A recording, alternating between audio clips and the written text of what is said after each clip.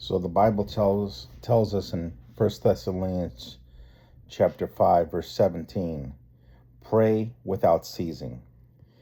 If you look at the Amplified version, it says be unceasing and persistent in prayer. So there's a story of a guy that was dying. And what happened was his body was on the bed, and he would get up, his spirit would get up and sit back down, get up and sit back down.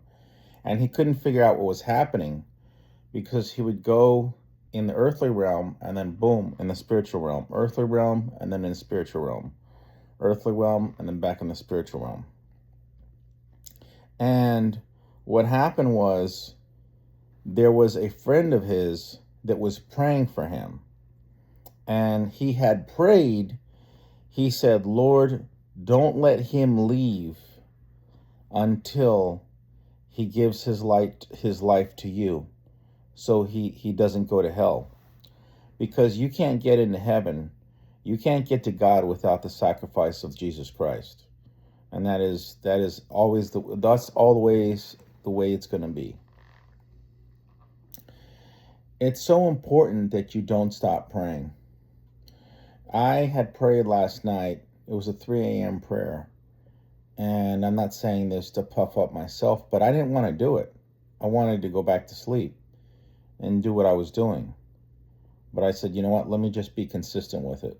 Let me just, since I'm already up anyway, let me just go ahead and do it. That's the thing. Pray without ceasing. Don't ever underestimate the power of prayer. Okay? Sometimes that's the only thing. Most of the time, I'm not saying sometimes, I'm saying most of the time, that's the only thing you can do. Because you can't change anybody. Not only that, God is never going to take somebody's free will. So I hear these stories like, oh, you just don't know. God is gonna get you. God is gonna get you. And I'm like, man, God's not going to take away anybody's free will. If that person doesn't want to accept Christ, they're not going to, God's not going to change their mind. Hell is where the trash of the universe goes. You don't want to go there. Trust me, you don't want to go there. It's completely dark. You'll pray for death in hell. And you realize what Jesus saved you from. When you realize what he's done for you. Man, it's a revelation. And I know, and I've experienced it. Because I've been to hell. I've seen hell. I've seen people go to hell. Okay? And Jesus saved me from that. And he can save you from that. But I would just want to encourage you to don't ever stop praying. And let me tell you something else. If God puts somebody on your heart for some reason, you're just thinking and you're praying, number one, pray for them. Number two, call them. Call them.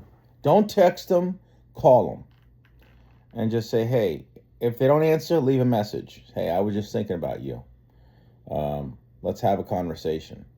God did that for a couple times for somebody. I'm gonna call them and leave them a message. Well, I can't call them now. It's like 5 o'clock in the morning. But anyway, I will definitely reach out to them and contact that person. There's a reason why